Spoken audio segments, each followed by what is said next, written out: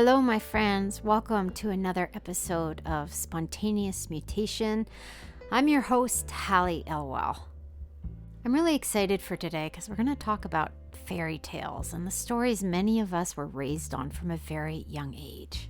And the song I've paired up for today is called Daphne.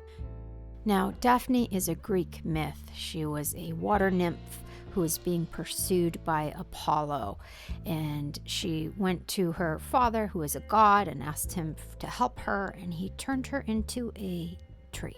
So this story stuck with me for so long that it actually became a helpful metaphor for me to find a way to talk about the early medical interventions I experienced. When I was 22, I realized I was looking at a lifetime ahead of surgeries to try to make my face symmetrical. And I didn't have words for it yet, but trying to look a little more presentable to the public wasn't a good enough reason to continue these painful procedures, which, they wiped out my immune system, they caused nerve damage. So this song is really about taking my stand and deciding to stop having surgeries that were the only cure, I'm putting little quotation marks around that, available at the time. It's also about coming back into my body after many, many years of kind of being checked out. I'm so fascinated by the subliminal messages we all live by simply because we watched a singing cartoon character dozens of times as a child. I rarely questioned a lot of what I was watching and internalizing, and now here I am trying to write my own songs and stories, and it's hard not to go to the old narratives I know. We have an expectation of resolution to our stories, and when they don't resolve, it can make us feel off kilter. Disability doesn't have the resolution many of us have been trained to look for. My face is not going to be cured by a curse broken or a true love's kiss or even another surgery. And as I've reflected on some of the messages that I got as a kid and a young adult, I can see where I got very confused. So writing this song was an opportunity for me to rewrite a story that had been written for me even before I was born. Because through the years, my existence has puzzled people. They want to know why? And the fact is, I don't know why. And as I've said before, it messed me up because I thought I was supposed to know. But I don't think it clicked for me just how deep this goes until I read Amanda Leduc's book, Disfigured, on fairy tales, disability, and making space. So you can imagine how excited I am then, because our guest today is none other than this author, Amanda Leduc. She's the woman who literally wrote the book on how fairy tales perpetuate tropes about disability and disfigurement. And I'm so excited to dig deeper into this conversation because I really think this is something all of us need to begin to question. And I can't say enough because this book really, I think, probably planted the seeds of this project right now. So Amanda Leduc is here today to talk to us about her work and experience as a disabled creative and activist. In addition to her book, Disfigured, on fairy tales, disability, and making spaces, which was shortlisted for the 2020 Governor General's Award in Nonfiction, she's the author of The Centaur's Wife, The Miracle of Ordinary Men, and her soon-to-be-published new novel, Wildlife. Amanda has cerebral palsy and is a sought-after speaker across North America on accessibility and the role of disability in storytelling. Just a little note, sometimes your guests have really cute dogs, and then the doorbell rings and they have to bark, of course. So that's Sitka, the dog you're hearing in the background, making their Spontaneous Mutation debut. And now it's time. Let's get started. Please enjoy today's episode, which is called Daphne, on the stories we tell, with Amanda Leduc. Amanda, welcome to Spontaneous Mutation. Thank you. It's so wonderful to be here. Your book really helped me kind of reframe the way I look at storytelling. And I think the biggest thing that kind of came to me while I was reading it was expectations. And some of these kind of expectations that I had internalized. And it wasn't the expectation that you get married and, get the prince or whatever if you're a good girl and pretty. The expectation was that as somebody with a difference, I don't get that. And I am not entitled to that happily ever after. So I just wanted to thank you because you helped me dismantle and kind of wake up to a lot of the storytelling that I had just assumed was like, it's just in the background. You don't really realize. So I wondered too if you had this moment in for yourself Mm. where this occurred to you and what that was like. Yeah, yeah. I talk about it a little bit in the introduction to Disfigured. So in 2018, I went to a writing retreat on Whidbey Island off of the coast of Seattle. And it was this beautiful, idyllic landscape. We were in these cabins in the woods, and there was about 40 acres of trails you could go around and walk. And I was working on a novel that would eventually become my novel, The Centaur's Wife. And I took myself out one day for a walk in the forest. And I had each of the cabins that we stayed in gave us a little walking stick that you could use to move your way through the forest. And I have cerebral palsy, so I walk with a noticeable limp, but I don't generally have or use a cane in my day to day. And one of the things that I noticed as I was walking through the forest was that using the walking stick actually made going through the forest much easier. And I sort of thought, oh, maybe I should use a cane in my day to day. And then I was thinking about the accessibility of the forest as a physical place, because it's not very accessible at all, certainly for those with mobility issues. And then for people with other disabilities as well, in terms of the sort of sensory onslaught of the forest, it can often be a kind of hostile place in that way. And then I started thinking, because this is the way that my brain works, about the kind of imaginary forest, like the forest that we think about when we think about stories and storytelling and fairy tales in particular, because there's a very sort of intertwined relationship between fairy tales and the forest. You think about Hansel and Gretel getting lost in the forest. You think about Little Red Riding Hood traversing the forest to go to her grandmother. In one of the fairy tales that I talk about in Disfigured, the maiden without hands, the titular maiden is sort of left to fend for herself in the forest. It's kind of this place that people keep going back to. And then as I was walking through the forest with my walking stick and thinking about all these things, I realized suddenly, like, oh, the forest is physically an inaccessible space, but on the level of the mental kind of fairy tale forest, it's actually quite inclusive, because a lot of people in fairy tales, a lot of the characters that we know in fairy tales have disabilities. But we're not taught to think about them as having disabilities. They sort of have these things that happen to them that are sort of these temporary instances, which are usually, not always, but usually visited upon people, like the Beast and Beauty and the Beast, in order to teach them some kind of lesson. And it was like this the sort of cliche bolt of lightning that comes out of the blue. And my first thought was like, oh, I never thought about fairy tales that way before. But it just seemed so obvious all of a sudden that I was like, okay, I must be the last person in the world Yeah. who has thought about this and has thought about that connection. And then, of course, as I did more work with Disfigured and it expanded. It was originally going to be an essay, and then it became a book. And as I did more work on the book, I started to realize that actually I'm not the only person that thought that way, right? Like we all, I think, because fairy tales are stories that a lot of us are exposed to when we're children, we aren't looking at them critically at a young age. And so they just kind of, we absorb them and then they kind of recede into the background. But we carry the messages that we have absorbed through the rest of our lives.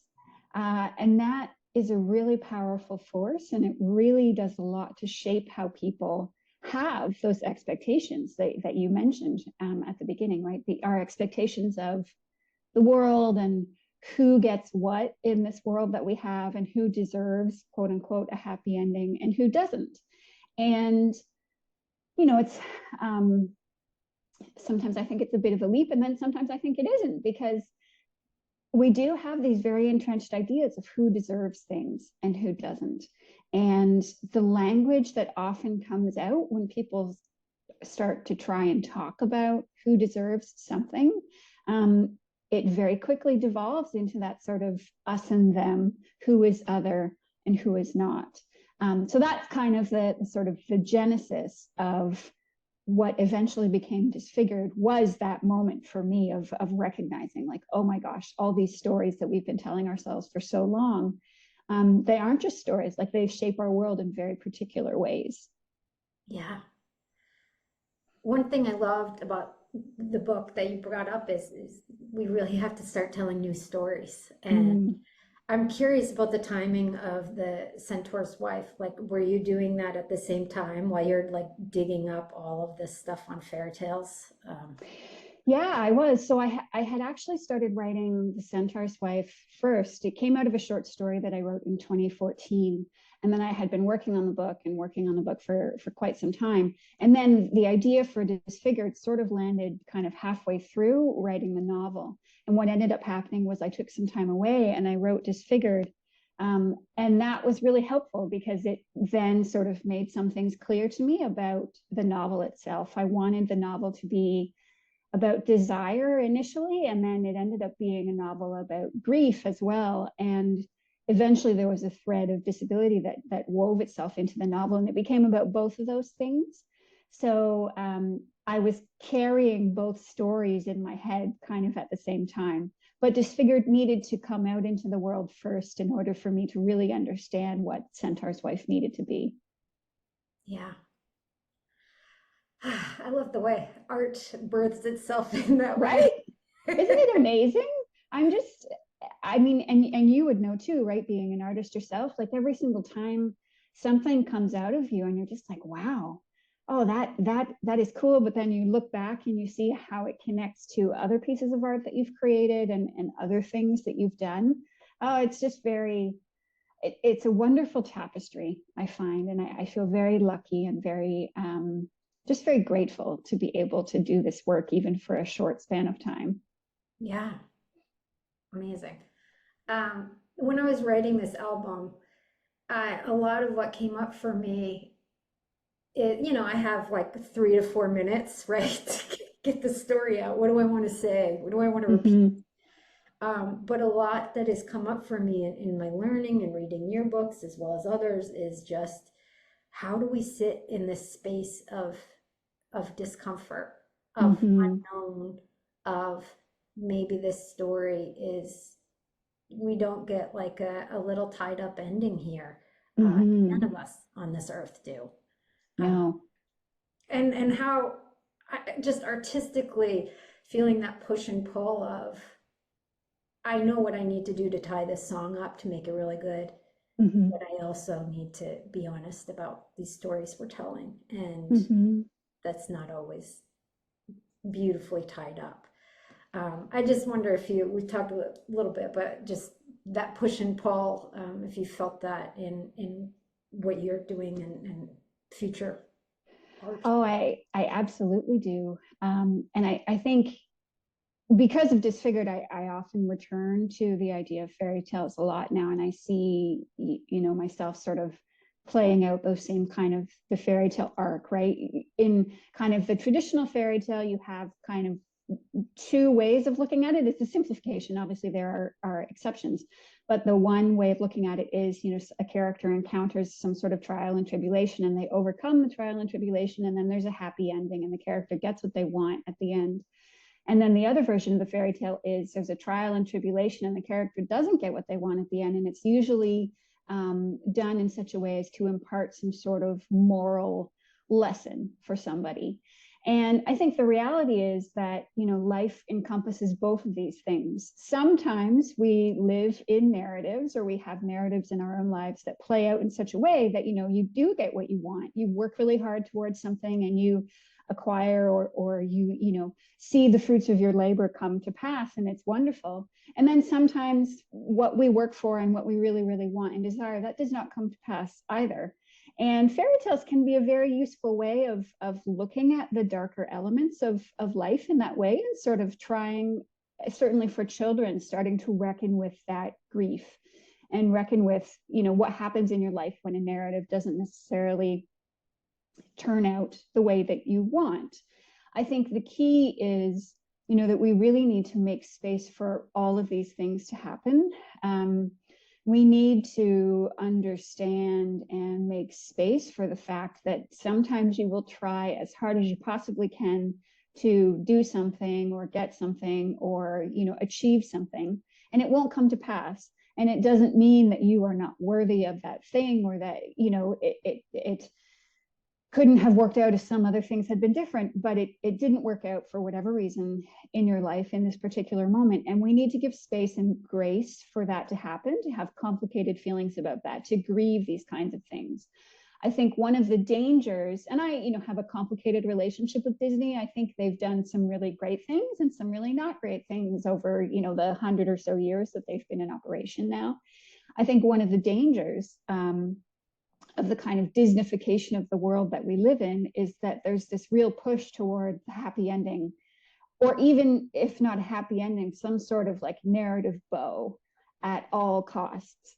And that really flies in the face of what it means to actually be a human in this world, because being a human in this world means to live in this messy, complicated space of sometimes things don't work out the way that you want them to, and they're always going to hurt because they didn't work out. And even though it hurts, that is okay within the larger space of your life, if you give yourself space to grieve that and to move forward and try and think about how your life and how other people's lives, can move forward in the wake of that kind of loss and disappointment. And of course, this is a very particular lens with which to see the world, right? And sometimes I feel like it's a lens that kind of falls apart when we think about the sort of grander injustices of the world. But we also can't fix all of the grander injustices of the world simply through storytelling. But storytelling does have its part to play.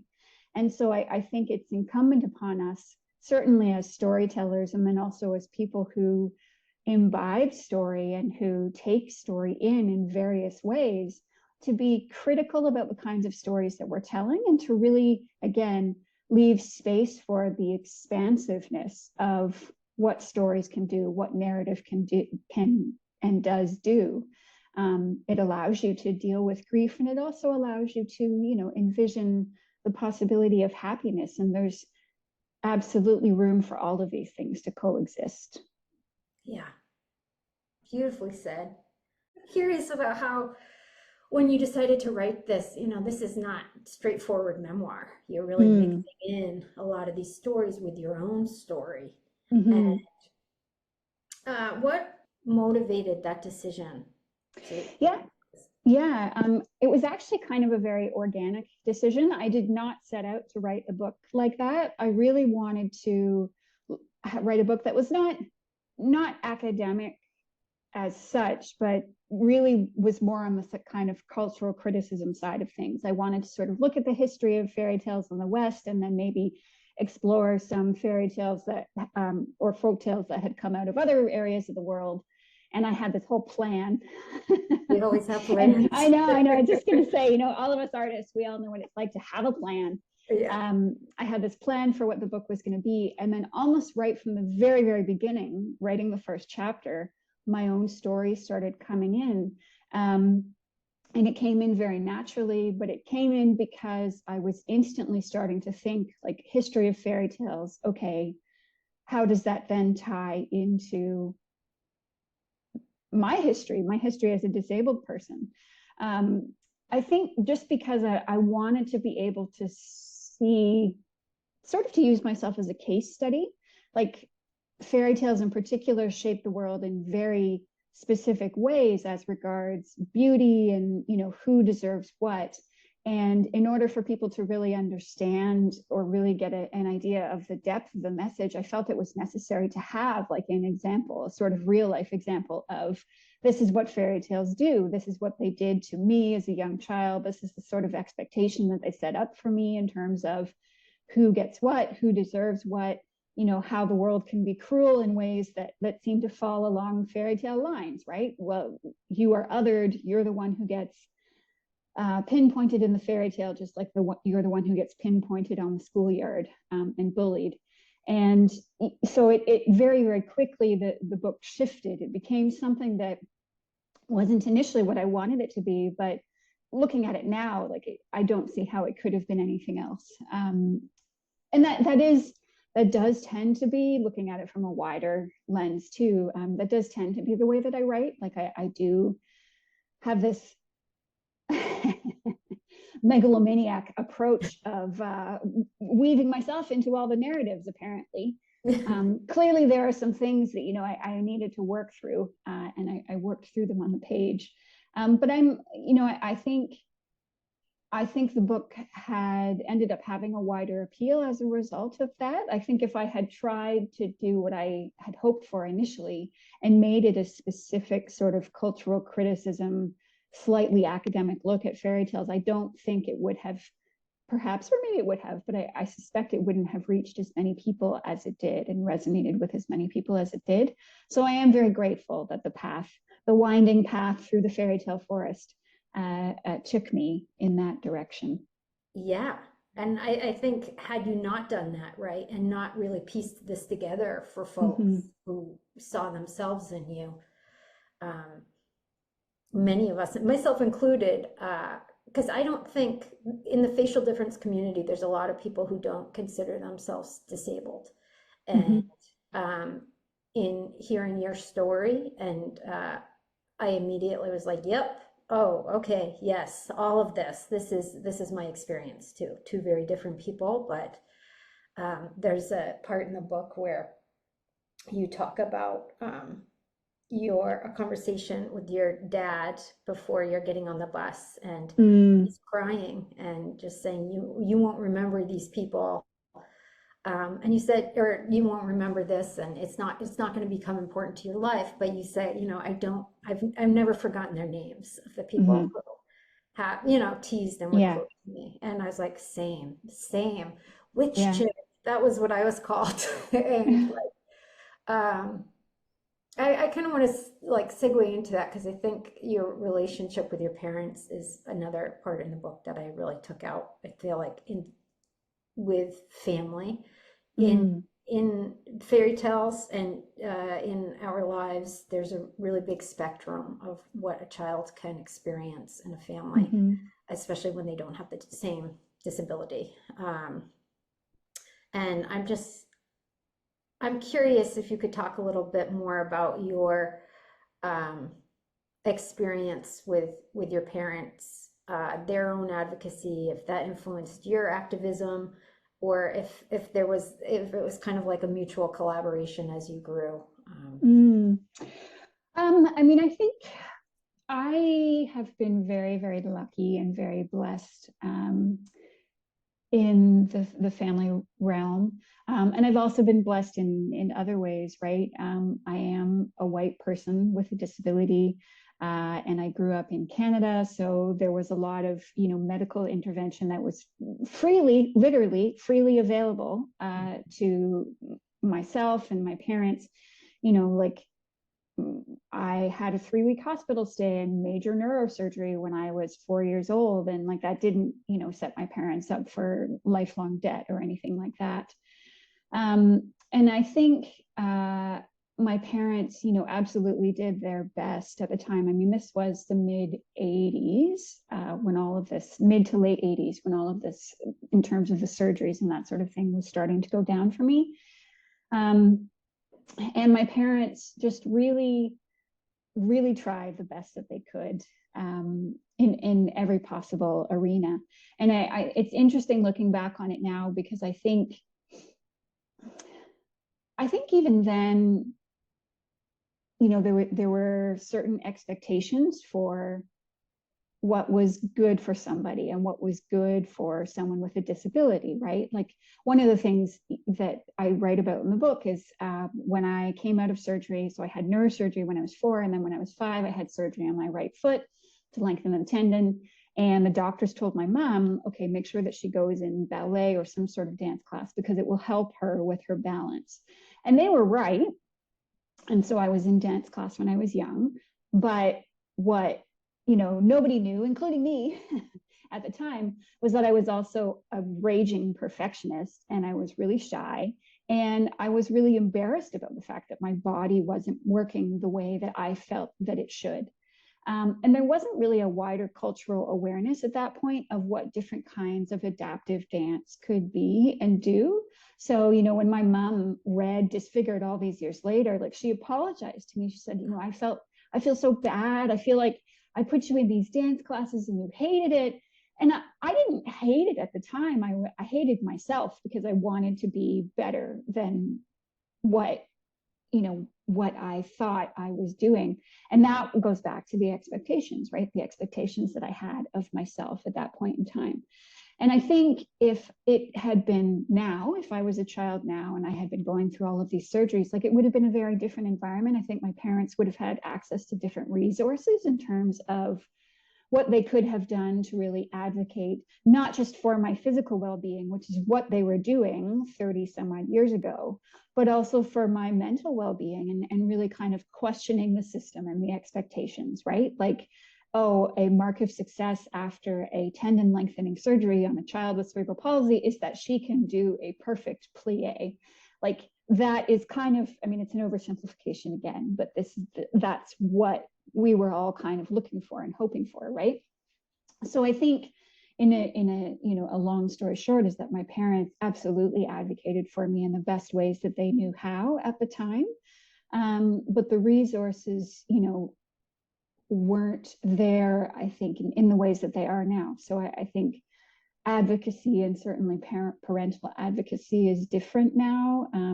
People have access to more tools, and just socially, right? Like, it's a lot easier to be an advocate when you have the social system around you to support you, not just in terms of finances, in terms of infrastructure, but socially, in terms of like random people on the street knowing that it's not appropriate to ask, a young child in a wheelchair what happened to them, or to walk past someone with a facial difference or any other kind of limb difference or body difference and just stop somebody and ask what happened to them. Like, we are at a point now socially where, well, I hope that we're getting there. There's still a long way to go. But you know what I mean? Like, the world has changed. And I think that's one of the things that I talk about in Disfigured, right? Fairy tales always sort of hinge on this kind of individual transformation. The person themselves is the one that needs to change, whether it's physically, in the case of the Beast. Snow White has to overcome her stepmother, all of these kinds of things. And there's that individual transformation that happens, but it's not the world itself that changes. And I think in terms of disability in the world that we're in now, we are in a space where the world is changing slowly but surely. Mm-hmm. And it's leaving a lot more room for parents and guardians and other caregivers to have access to the tools of advocacy in a way that, was not necessarily possible 30 years ago. So I'm very grateful for my experience, and for my parents' experience. And I'm also grateful that the experience of young disabled people now will hopefully be different, because the world is different, and things that they will encounter will mean different things to them. Yeah, absolutely. Just thinking about kind of socially and representation of how you would know that you don't actually need to stop somebody on the street to ask them what happened. That's not your business. That we don't do that. But there is still a big lack of representation happening in the facial difference community. There's big campaigns to say, stop using me. Facial difference as shorthand for being a villain. I'm saying I'm not your villain. But I'm curious, it's still really disheartening to see things like that happening on really popular shows. But I'm curious if there's some creatives out there that you're really inspired by, who are creating these stories, who are something that we can look to as an alternative, because there is some representation, but a lot of it is happening, I have a feeling, independently, such as this podcast. And so I'm wondering kind of what is inspiring you right now.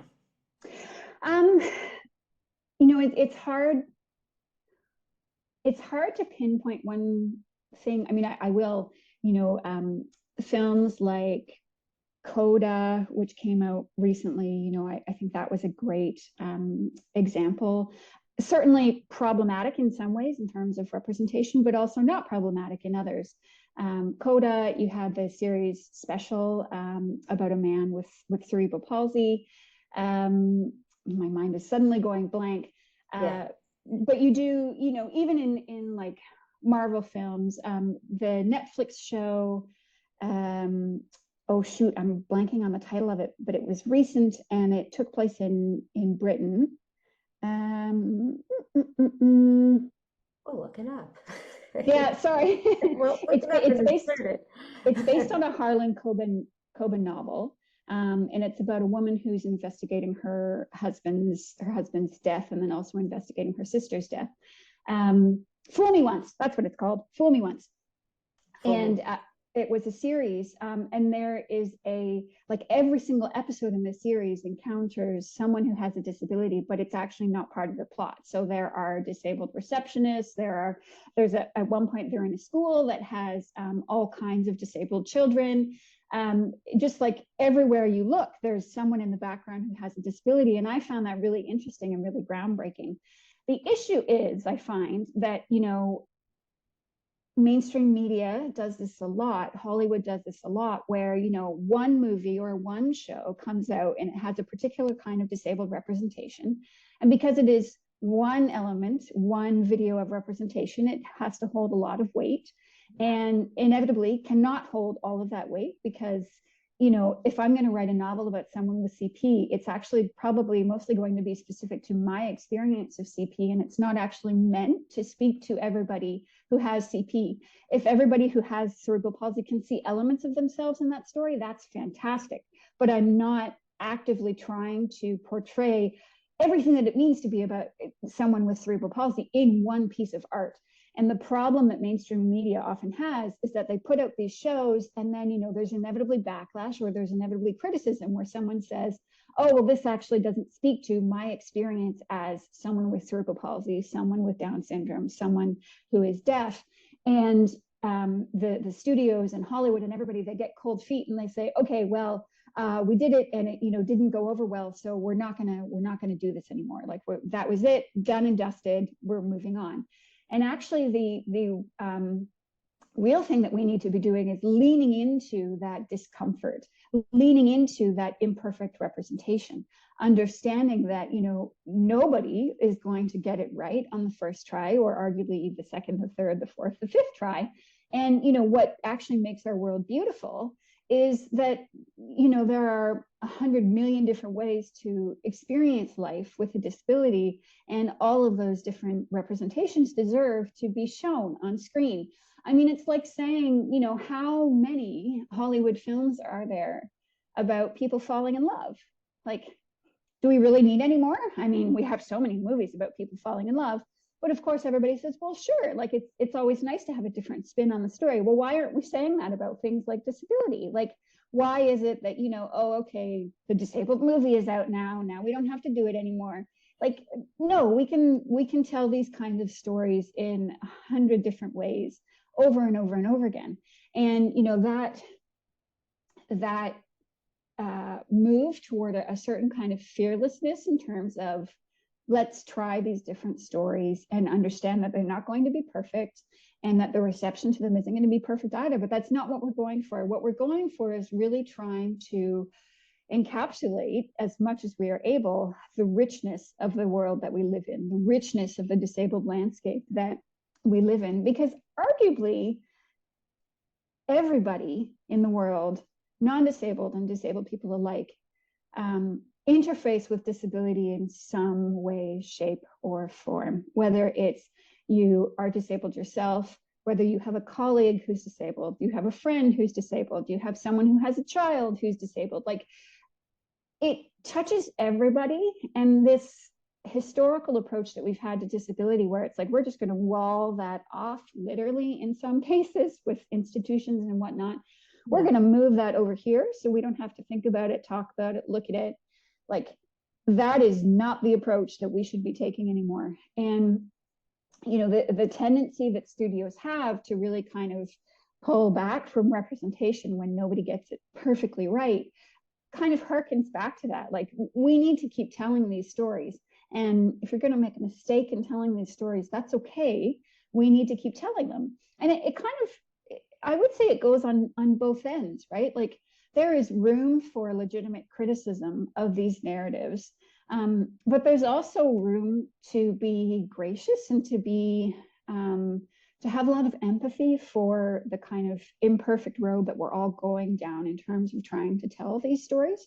Anyway, that is kind of getting into a wider a wider horizon than the question that you asked. But I think, I think it's also important to it is not up to any one of us to perfectly solve this issue of representation. Like it's up to everybody.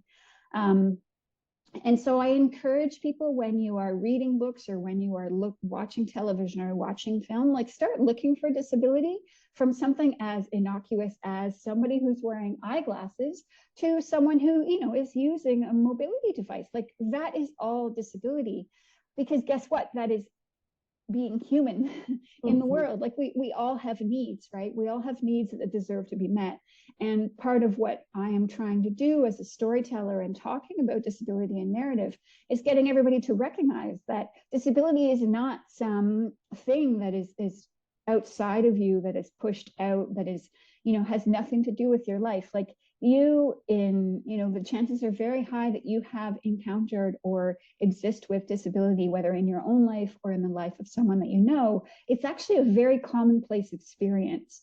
And, the power in telling these stories is to get people to understand that the world that we want is not a world where somebody startles when they walk by someone who's disabled on the street, or, going down the street.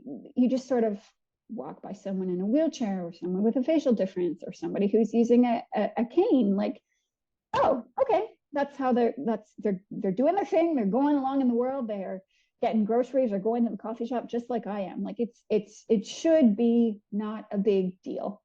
And that the goal of representation is ultimately to get to that point. Yeah. For those, I realized I was making weird noises in the background. That was me applauding Amanda's words. I was clapping. This just makes me think from the other creative lens, somebody who might be ready to start telling their story. I just wanted to say I was in a documentary when I was 19 with the BBC about neurofibromatosis, folks who have neurofibromatosis, and I didn't know what I was doing. I wasn't representing anyone. I was just like, oh, a film crew's coming. They're going to film my surgery. And I was pretty excited about it. Ultimately, the most exciting part of that was meeting the film crew, who were incredible. But once the show came out, I was, it was edited by this network, and a lot was left out. And I had a friend come up to me after, and she's like, oh, so you're all healed now. We talk about our expectations of a wrapped up story. Oh, Hallie's fine. And then I made the mistake of going on message boards and reading what people with NF thought about the series. And, of course I shouldn't have done that. And there was this criticism. She doesn't even have NF. Like, oh, I hate it when people do this. Da, da, da, da, da.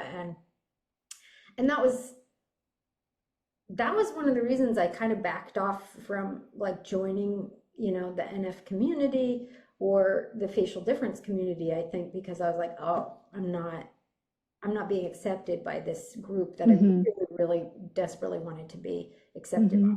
I don't know that was completely rational, but at the time there weren't larger discussions about that was one person's opinion. It's okay. There's so little representation out here that yes, she was dissatisfied with the story that they decided to tell. And, but I just think about, like, as creatives, one of the things we have to do by being honest about our stories and sharing it is knowing that there is going to be some criticism. There is, this is how part of the process of being vulnerable, right? No one, to your point, no one is going to get this right and satisfy everybody, because this is such a beautifully complex community. So I don't know if you wanted to speak to that end of being vulnerable and sharing your story, knowing that maybe even the community that you want to be a part of the most is really not like that into what you have to say. I think, yeah. Yeah, I mean, it's so intricate and it's so complicated. I feel like in many ways I got off easy, certainly for the first little while with Disfigured, because Disfigured, it just kind of came into the world at the right time. Like there's this magical thing that sometimes happens in publishing where you write something, or in any kind of art, you create art and you put it into the world, and 9 times out of 10, it sort of goes into this cosmic vacuum and then disappears. And then that 10th time, which is what everybody hopes for, you put something out into the world and it just hits the world at the right angle, the right velocity, whatever you want to call it. And my book Disfigured came out in February of 2020. So it was out in the world for 3 weeks before the world kind of shut down for COVID. And we pivoted and everything went virtual, and it ended up gaining a lot of traction because suddenly there were a lot of people in the disability community who were talking about books and who were sharing a lot of tips. People who had already been isolated in their homes were doing this kind of wonderful thing in the disability community of like sharing all of the cumulative knowledge that we have with the rest of the world, right? All of which is to say that like Disfigured ended up doing really well, and the reception to the book was largely quite positive. And then about 3 years after the book had come out, I did what you should never do as a writer, and I went on to Goodreads. Oh, no. I know. Everyone's a critic, yes. Yeah. And at that time, by that point, Goodreads had changed so that it had like grouped all of the reviews. So you could see like, here are all your 1-star reviews and here are all your 2-star reviews. And I also had a Google alert set up on my name and on Disfigured for the longest time. So sometimes reviews would come in. And in this one particular case, I went on Goodreads and I found this review that was it was not a great review. And one of the things that the reader said was, I am disabled myself, and I read this book and I didn't see anything in here about invisible disabilities. So I didn't feel represented. And I was really, really hurt by that. And I felt so bad about that for a long time.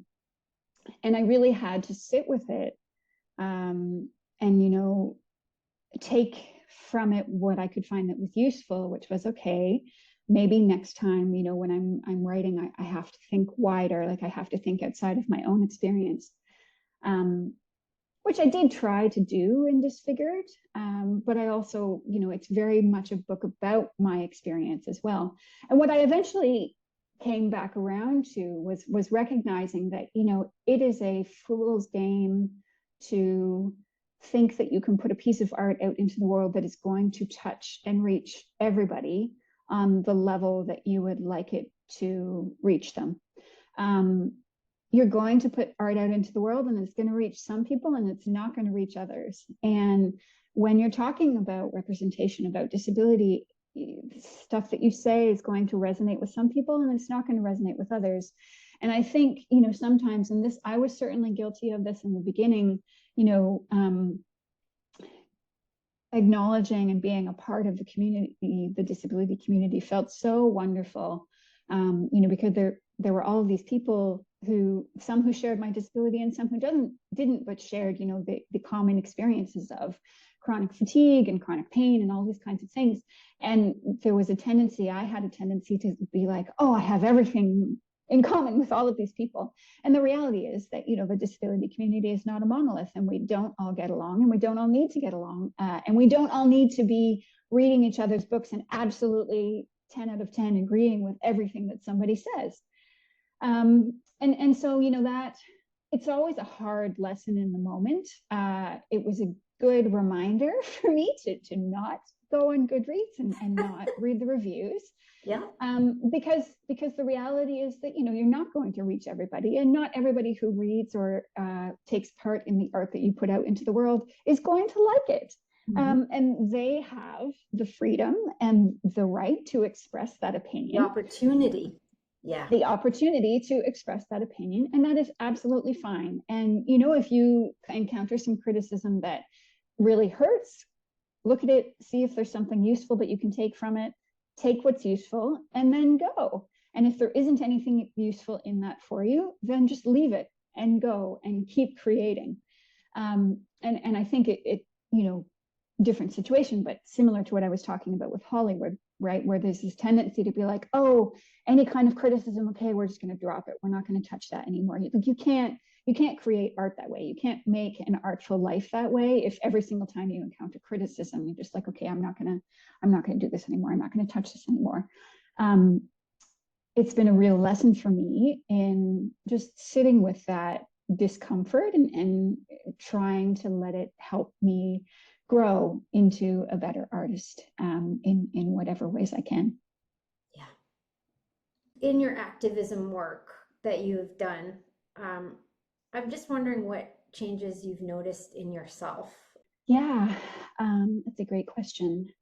I think certainly, for speaking for myself here in my own experience, I think when I sort of came to the world of disability activism, I was very militant about it for a long time. There was almost this kind of evangelical fervor about like, oh, okay, I'm really claiming my disabled identity and claiming my identity as a storyteller and recognizing how I can use these things. They can be a kind of teeny tiny little superpower that I can use and sort of hopefully do good in the world. And I'm going to be very, very, uncompromising about what I expect from my friends, what I expect from the world in terms of access and accessibility. And there was, because a lot of this all kind of came to a head at the beginning of the COVID-19 pandemic, there was a real sort of sense at the very beginning of things that, maybe a different world is possible. Like this world that we're living in right now is very dark and scary and horrifying, but we can change. Like we can, the capitalist system can grind to a halt and we can figure out new ways of doing things. So there was this weird sense of optimism that happened at the beginning of things where it was like, ooh, change is possible. And not only is it possible, it's possible within our lifetimes. I am going to see the perfect accessible world that I think we all deserve. I am going to see it happen within a matter of years, never mind decades, never mind lifetimes. And now 4 years have gone by since that, that moment of scary optimism at the beginning of COVID. And I think my hope has become a little tarnished, if you will, but it's also become richer as a result of that. I no longer believe that the accessible world that I think we all deserve is going to happen within the next few years, within the next few decades, within my lifetime. I think it is a change that is constantly, it's 100 million different little changes, and they're all happening, and we are slowly moving towards that change. Sometimes it's 3 steps forward, 2 steps back kind of thing. And, that was a real kind of a bit of a crisis for me for a long time. I felt like it was a failure to recognize that, change is possible and change can happen. And I was kind of letting down my militant, evangelical leanings right at the very beginning. But there was a tweet that, I'm not on Twitter anymore, but I often see it get passed around on Instagram and places like that. And I'm going to paraphrase. And I forget, my apologies, I forget who the original tweeter was. I'll look it up and I will give it to you, and you can maybe put it in the show notes for this episode.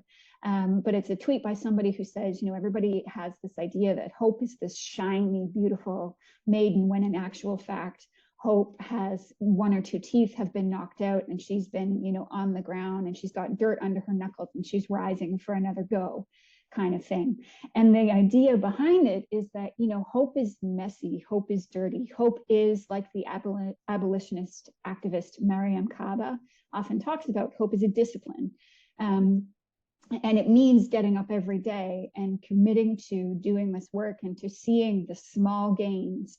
And that can be a very bitter pill to swallow. Like I have disabled colleagues who are elderly now, who are, seeing the ends of their lives come ever closer and are grappling with the fact that all of the change that they have worked their entire lives toward, they're not going to see it before they die. And that will be me in a few decades. I am going to be that person who is going to see the end of her life approaching and, recognize that she worked as much as she could in her life for this kind of change, and I will not live to see it.